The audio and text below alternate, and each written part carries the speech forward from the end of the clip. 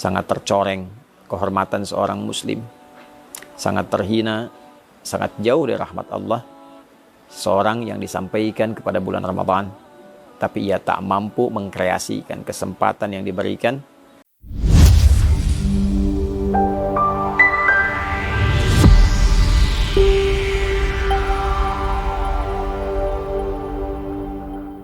Saudara-saudariku dimanapun Anda berada, alhamdulillah kita sangat bersyukur pada Allah Subhanahu wa Ta'ala.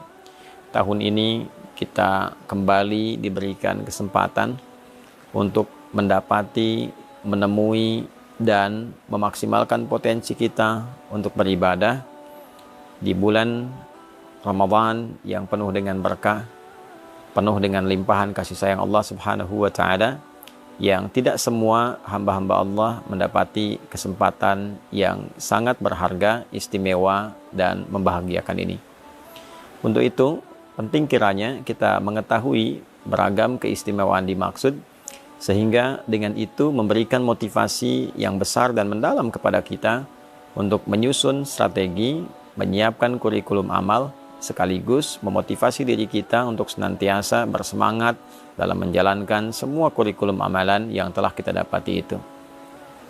Teman-teman, dimanapun Anda berada, di antara keistimewaan Ramadan yang tidak bisa ditandingi, sulit didapati di waktu-waktu lainnya adalah berlimpahnya anugerah Allah Subhanahu wa Ta'ala, yang di antara sekian banyak anugerah itu adalah ampunan Allah yang ditebarkan kepada seluruh hamba-hambanya tanpa kecuali dan mencakup semua jenis dan ragam dosa yang pernah dilakukan oleh seorang hamba. Terkait dengan ini, Nabi SAW memberikan kabar gembira sekaligus penguatan akan hal dimaksud, dan didokumentasikan penguatan ini oleh Al-Imam Al-Bukhari juga Al-Imam Muslim, khususnya dalam kedua kitab sahih mereka. Di Al-Bukhari misalnya nomor hadis ke-38 pun demikian Imam Muslim menyantumkan dengan redaksi yang serupa di nomor hadis 760. Keduanya mengambil riwayat dari sahabat Abu Hurairah Abdurrahman bin Sakhr radhiyallahu taala anhu dari Nabi sallallahu alaihi wasallam, beliau bersabda, "Man shama Ramadana imanan wa ihtisaba, ghufira lahu ma taqaddama min dhanbi." Man, siapapun, mencakup laki-laki, perempuan, besar, kecil, tua, muda, apapun profesinya. Dan ini sifatnya secara personal. Ketika disebutkan man, artinya menunjuk secara personal. Dan dia memiliki juga keumuman makna. Artinya, berlaku secara personal, namun dibuka umum bagi siapapun. Baik laki-laki, perempuan, dengan segala sifat yang telah tadi kami sebutkan. Artinya peluang ini seakan-akan Nabi memberikan beritanya secara personal kepada kita. Wahai Adi Hidayat, wahai fulan, wahai fulana, man shama Ramadana, siapapun di antara Anda yang mampu menunaikan puasa Ramadan. Perhatikan kalimatnya, kata puasa dimaksud, sama diikat dengan waktu Ramadan. Jadi tidak ditemukan di waktu-waktu yang lain. Tidak di puasa Rajab misalnya, tidak di puasa Sya'ban misalnya, tidak di bulan hurum-hurum yang lain, tidak di puasa Arafah, tidak di puasa Asyura dan yang lainnya, tidak di Ayyamul Bid, tidak di hari Senin dan Kamis. Ini hanya khusus mencakup di bulan Ramadan. Man shama Ramadana, siapapun yang mampu menunaikan puasa Ramadan. Dan kita ketahui Ramadan itu jumlahnya selama sebulan. Ya, di Al-Baqarah ayat 185 jelas Allah menggabungkan kata syahr yang menunjuk pada waktu selama sebulan dengan kata Ramadan dalam momentum penurunan Al-Quran. Syahrul Ramadan alladzi unzila fihi Al-Quran. Di bulan Ramadan itu yang diturunkan Al-Quran di dalamnya, itulah kemudian waktu yang menjadikan kita wajib menunaikan puasa selama sebulan penuh. Artinya dalam konteks menunaikan puasa ini, di bulan Ramadan ini, waktunya terbentang selama sebulan. Siapapun yang mampu menunaikan puasa Ramadan, dari hari pertama, hari kedua, sampai yang terakhir selama sebulan. Dengan catatan, imanan wahtisaba. Imanan, ia kerjakan karena imannya, karena keikhlasannya pada Allah Subhanahu wa Ta'ala, keyakinannya untuk menyembah, mengagungkan dan menaati perintah Allah Subhanahu wa Ta'ala. Karena kalimat iman itu sandingannya adalah amal saleh. Jadi begitu disebutkan iman, pembuktiannya amal saleh. Misal Quran surah 103, wal 'asr innal insana lafi khusr illa alladziina amanu wa 'amilus shalihat. Jadi untuk menunjukkan seseorang beriman itu, maka pembuktiannya lewat amal saleh. Ya, pengertian terbaliknya, mafhum mukhalafahnya, ketika seseorang menunaikan amal dan disebut dengan saleh, maka tujuan utamanya adalah untuk membuktikan keimanannya. Kepada siapa? Kepada Allah. Jadi bukti iman itu adalah taat. Taat itu wujudnya adalah amal soleh. Perbuatan kita yang ditujukan karena Allah subhanahu wa ta'ala.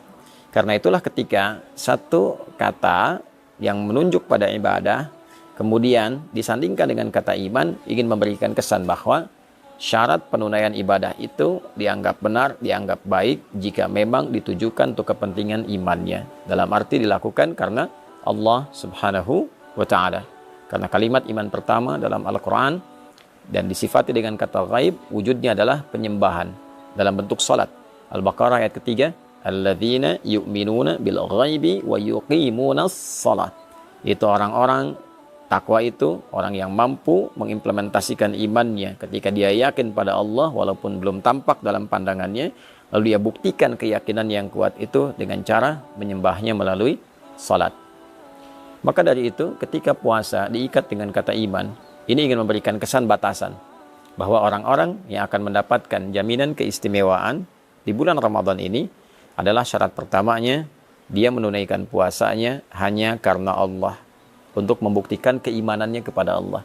Itulah sebabnya pembuka kewajiban puasa, ayatnya diawali dengan kata panggilan iman. Ya ayyuhalladzina amanu. Al-Baqarah ayat 183. Hai semua orang yang telah menyatakan beriman. Kutiba alaikumussyam. Dengan imanmu itu diwajibkan engkau mengimplementasikannya dengan cara menunaikan ibadah puasa di bulan Ramadan. Karena itulah kemudian penunaian puasa ini bukan hanya dikerjakan karena orang lain berpuasa. Bukan hanya dikerjakan untuk membuat sebuah status di lingkungan kehidupan sosial. Bukan hanya dikerjakan motivasinya untuk mendapatkan bukaan.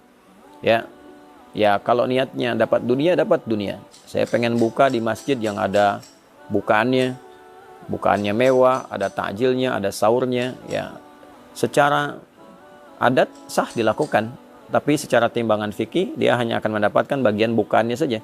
Dia dapat makan, dia dapat minuman, tapi potensi keistimewaan yang mungkin dia bisa dapatkan sangat tipis kemudian untuk bisa dia raih. Syarat pertama. Yang kedua, wahtisaba. Ada iringan evaluasi diri, ada muhasabah di dalamnya, ada harapan mendapatkan pahala dari Allah subhanahu wa ta'ala. Jadi yang dia harapkan ridha Allah, yang dia harapkan adalah Allah senang dengan puasanya. Lalu dia iringi dengan evaluasi diri dalam setiap puasa. Apa yang menjadikan selama ini belum kenal Allah? Kenapa selama ini imannya tidak terasa kuat? Kenapa selama ini ketika Allah panggil, rasa-rasanya telat untuk merespon? Dia evaluasi dari ujung kepala sampai dengan ujung kakinya. Maka ketika seorang menunaikan puasa dan dia kerjakan karena Allah, dia tinggalkan makannya lillah karena Allah, bukan karena sekedar hanya ikut orang tren puasa. Dia tinggalkan minumnya karena Allah, dia tinggalkan hubungan syahwatnya sementara waktu karena Allah, dan dia jaga hukum-hukum Allah, dia evaluasi dirinya. Ya, maka apa yang Allah berikan kepadanya? Ghufira lahu ma taqaddama min dzambi. Sepanjang dalam puasanya dia mencoba evaluasi diri, dosa pikirannya, dosa telinganya dari mulai mendengar yang salah, dosa lisannya bertutur yang keliru, dosa pandangannya melihat yang tidak benar, sampai ujung kakinya, itu berpotensi saat dia berbuka diampunilah dosanya oleh Allah subhanahu wa ta'ala.